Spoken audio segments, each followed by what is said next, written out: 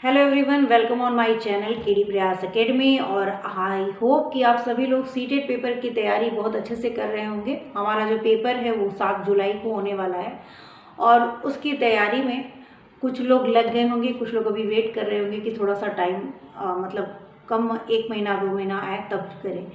तो सारी बातों पे अभी हम चर्चा करेंगे कि किस तरीके से, अगर आप एक हाउस वाइफ हैं, आप किस तरीके से अपना क्या स्टार्टिंग से, अगर आपने अभी तक तैयारी स्टार्ट ही नहीं की है तो आपको किस तरीके से, क्या सबसे पहला स्टेप क्या होना चाहिए, किस तरीके से आपको अपनी तैयारी करनी है, सेल्फ स्टडी कर रहे हैं तो कैसे करेंगे, ये सारी चीज़ें डिस्कस करेंगे। और किस बेसिस पे करेंगे, तो बेसिस सिर्फ यही है कि जो चीज़ें मैंने स्ट्रगल की हैं वो आपको ना करना पड़े। और हमारा क्या रीज़न था स्ट्रगल करने का, सिर्फ यही था कि हमारे समय में आपके जैसे ऑनलाइन कोई भी प्लेटफॉर्म नहीं था जहाँ से हमें कोई भी गाइड कर सके। ठीक है, तो हम लोगों ने जो है कि मेरा तो सारा पढ़ाई सेल्फ स्टडी से ही हुआ है और मैंने पूरी पढ़ाई अपनी सेल्फ स्टडी से ही की है। तो हमें एक ना एक्सपीरियंस, कुछ गलतियाँ करते हैं तो कुछ सीखते हैं, और उन गलतियों से सीखने में लेकिन थोड़ा टाइम लग जाता है। जितना टाइम आपको, जैसे आपको अगर कोई एडवाइस दे दिया कि इधर मत जाना, इधर से ये रास्ता सही नहीं है, तो आप ना मिस्टेक करने से बच जाते हैं। हमें ना उस रास्ते पे जाएंगे, फिर वहाँ प्रॉब्लम आएगी, तो फिर हमको समझ में आएगा कि ये रास्ता सही नहीं था, ये रास्ता सही था। तो वहाँ पे आपको एक गाइडेंस जो है वो हेल्प करता है। और यही चीज़ मैं अपना एक्सपीरियंस जो आप लोगों के साथ अगर शेयर करूँगी, तो मुझे लगता है कि जो लोग पहली बार तैयारी कर रहे हैं सीटेट पेपर 2 की, उनका एक ही बार में सिलेक्शन हो जाएगा। क्योंकि कुछ चीज़ें जो हम लोगों को समझ में बहुत आसानी से आ गई कि ये सीटेट पेपर 2 कुछ भी नहीं है, एक क्वालिफाइंग पेपर है। और ये मैं तभी कह सकती हूँ कि सच में ये बहुत इजी है। और जिसको इतना हम लोग स्टार्टिंग में बहुत हवा बना लेते हैं कि ये पेपर बहुत टफ है, बहुत टफ है, बहुत टफ है नहीं। 2 ही 3 चीज़ों की ज़रूरत है, जिसको आपने अगर कर लिया सीटेट पेपर 2 आपका निकल जाएगा। ठीक है, सबसे पहले अगर आप एक हाउसवाइफ हैं या वर्किंग है तो आप ये समझ लीजिए कि 7 जुलाई में आपका पेपर है और अभी आपका हो जाएगा मई। ये आज अप्रैल लास्ट डे है और आज ये मैं वीडियो बना रही हूँ ताकि आपको ये समय मिल सके। तो आपके पास मई जून का पूरा 2 महीने का समय है। लेकिन क्या इस 2 महीने में सीटेट पेपर 1 नहीं है ये? अगर 1 की तैयारी कर रहे हैं तो थोड़ा सा सीटेट पेपर 2 से आपके लिए इजी रहेगा। लेकिन अगर आप सीटेट पेपर 2 की तैयारी कर रहे हैं, सीटेट पेपर 1 वालों के लिए भी मैं अलग से पूरा एक सिर्फ पेपर 1 वालों के लिए लेके आऊँगी। लेकिन सीटेट पेपर 2 की जो मैं तैयारी बता रही हूँ, उसी बेसिस पे अगर आप एक ही बार में सीटेट पेपर 1 वाले भी निकालना चाहते हैं तो बड़ी आसानी, तब तो आपके लिए बहुत ईजी हो जाएगा। सीटेट पेपर 2 वालों को थोड़ा ज़्यादा मेहनत करने की ज़रूरत है। भाई आपका सिलेबस ही टफ है। यहाँ पे जो क्वेश्चन पूछे जाते हैं वो रिपीटेड तो थोड़े बहुत होते हैं, कॉन्सेप्ट वही होता है, लेकिन इस तरीके से पूछे जाते हैं कि उनको समझने में ही समय लग जाता है। और कहीं ना कहीं स्टूडेंट जब वहाँ के पेपर में बैठा होता है, एग्ज़ाम दे रहा होता है, तो वहाँ पे इतना कंफ्यूज हो जाता है कि उन सही आंसर आते हुए भी वो नहीं कर पाते हैं। सभी लोग, ऐसा नहीं है कि जो जिनका सीटेट पेपर नहीं निकलता है वो कोई वीक स्टूडेंट होते हैं, पढ़ने में कमज़ोर होते हैं। बहुत अच्छे बहुत तेज़ लोगों का सीटेट पेपर नहीं निकल पाता है क्योंकि वो उस चीज़ को नहीं समझ पाए हैं। उनकी नॉलेज बहुत अच्छी है, फिर भी वो एक या तो कहीं टाइम मैनेजमेंट में कमी है, कुछ ना कुछ प्रॉब्लम हुई है। और ये है, आज उसी चीज़ को मैं डिस्कस करने वाली हूँ कि आपको क्या करना है। देखिए, अगर आपको सोशल साइंस के स्टूडेंट है या साइंस के स्टूडेंट है, कोई फ़र्क नहीं पड़ता है, आपकी तैयारी की स्ट्रेटेजी एक ही होती है। सबसे पहले तो हाउसवाइफ जो भी हैं, आप पर डे अपना काम जितना जल्दी हो सके कर लेती होंगी, जो भी आप लोगों का है। दिन में 2 घंटा आप निकालिए। दोपहर में अगर आप सोती हैं तो थोड़ा सा उसको कम करके अपने ही टाइम में से आपको बचाना पड़ेगा। आप फैमिली वाले टाइम में से नहीं निकाल पाएंगी। तो आपका जो पर हमेशा का रूटीन था, क्योंकि आप एक सिर्फ हाउसवाइफ नहीं है, अब आप एक स्टूडेंट भी तो है ना, क्योंकि आपको स्टूडेंट बनना पड़ेगा। आप अपने समय में से कुछ समय निकालिए कि हमें डेली पढ़ना ही है और सबसे पहले अपने सिलेबस को देखिए। पहला प्रोसेस है आपका सिलेबस। सिलेबस के अकॉर्डिंग चलेंगे, सीटेट में कभी फेल नहीं होंगे।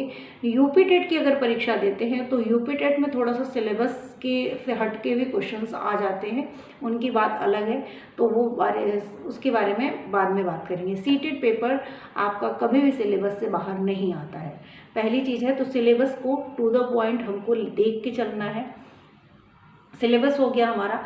अब सिलेबस में मान लीजिए हमारे हैं, सबसे पहले हमारा सीडीपी आता है, तो सीडीपी पेपर 1 पेपर 2 सभी के लिए एक ही है।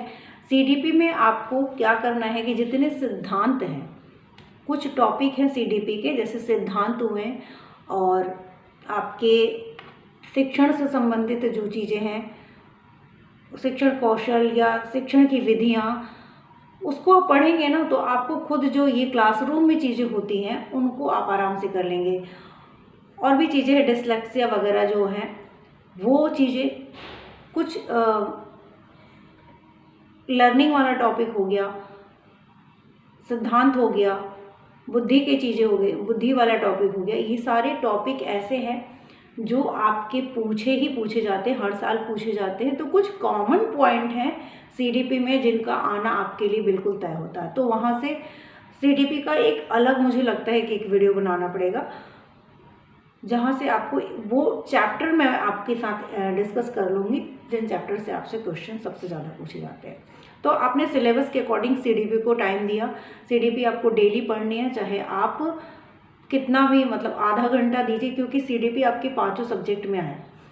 टीचिंग से रिलेटेड क्वेश्चंस हर हिंदी है, मैथ है, साइंस है, सभी में आपको शिक्षण से संबंधित प्रश्न पूछे जाते हैं। एक टीचर की तरह आप किस तरीके से सोचेंगे इस बारे में प्रश्न पूछा जाता है। और बच्चों को कभी भी आप यहाँ पे बच्चों की तरह एक तानाशाह की तरह टीचर कभी वर्क नहीं करता है। इस समय में आपसे इस तरीके से क्वेश्चंस बहुत पूछे जाते हैं, आपको जो बच्चों के फेवर में हो ना उसी आंसर को सेलेक्ट करना है। सीडीपी हो गया। साइंस और सोशल साइंस वालों के लिए सबसे पहले बात करूँगी कि एनसीईआरटी जो है उसको आप कर लीजिए। आपको अच्छा नहीं लगता है, पढ़ने का मन नहीं करता है, अब मैं आप लोगों के लिए एनसीईआरटी की क्लासेस स्क्रीन शेयर के थ्रू बुक शेयर कर रही हूँ, उसके थ्रू पढ़ा रही हूँ, तो उसको आप देख सकते हैं। खुद से भी आप उसको लाइन बाय, लेकिन एनसीईआरटी पढ़िएगा तो लाइन बाय लाइन पढ़िएगा। जो पॉइंट आपको लगे आप उसको नोट्स में लिख लीजिए, या मैं जब एक्सप्लेन करती हूँ तो मैं सारी पूरे बुक को पढ़ के ही आप लोगों को एक्सप्लेन करती हूँ, लेकिन जो पॉइंट एक्सप्लेनेशन वाला होता है वहाँ पे थोड़ी देर रुक के उसको एक्सप्लेन करती हूँ। क्योंकि एनसीईआरटी में कुछ नॉर्मल बातें भी यही होती हैं कि हम लोग गए ऐसे घूमने गए, तो ये सारी चीज़ें हमको नहीं पढ़नी है। जो उस बात करते करते जो एनसीईआरटी में जो चीज़ें कॉन्सेप्ट क्लियर की गई है ना, उस टॉपिक को आप पढ़िए, उस टॉपिक को पढ़ के उनके नोट्स बनाइए।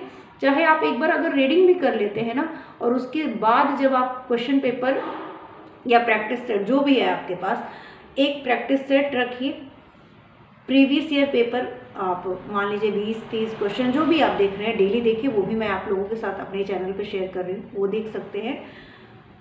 मतलब आपने मान लीजिए प्रैक्टिस सेट उठाया, साइंस के क्वेश्चन सॉल्व किए, तो आज आपके 30 क्वेश्चन आते हैं, उसमें से आपके सिर्फ 10 ही क्वेश्चन सॉल्व हुए हैं। कोई निराशा, क्योंकि आज आपने तैयारी स्टार्ट की है। तो जनरल क्वेश्चन कुछ होते हैं वो सभी के सही हो जाते हैं, तो उसमें आपने कर लिया, ठीक है। पहले का पढ़ा हुआ चीज़ें हैं, उससे कुछ रिलेटेड क्वेश्चन है तो उसको आपने कर लिया। लेकिन आपको लाना क्या है, पास करते वही हैं जिनके कम से कम 20+ हर सब्जेक्ट में अगर आप प्रैक्टिस कर रहे हैं और आपके आ रहे हैं, तभी आप समझिए कि आपका पेपर क्लियर होगा।